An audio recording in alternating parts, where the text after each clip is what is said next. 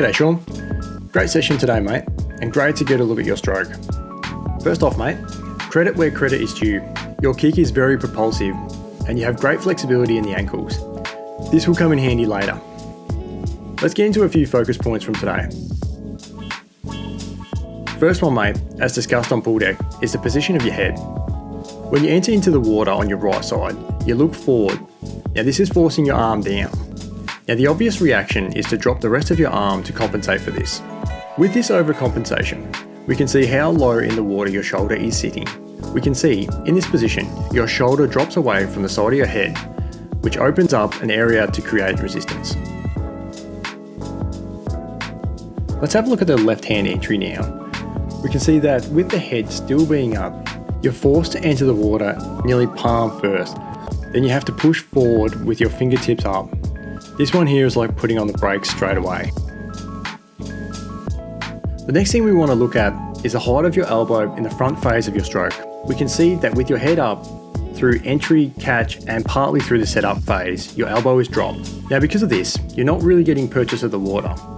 We really need to be building up momentum of water hold so that when you get to the push phase, you're not starting from a dead spot in the water.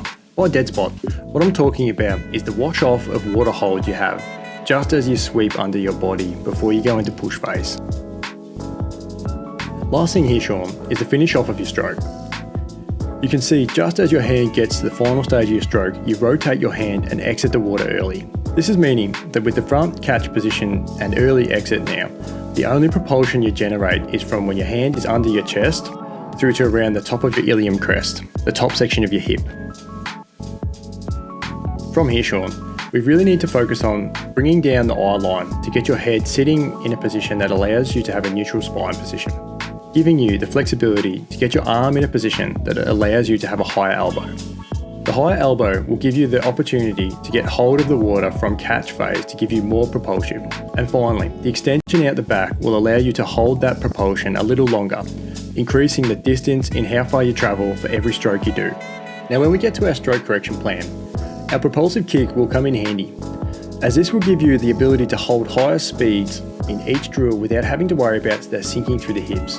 Now this is common when we do any drills out in front of your body, as this alters your centre of mass in the water.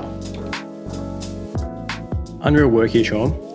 We will start to see some quick gains here with where you are already at with your swimming journey. Keep it up, mate.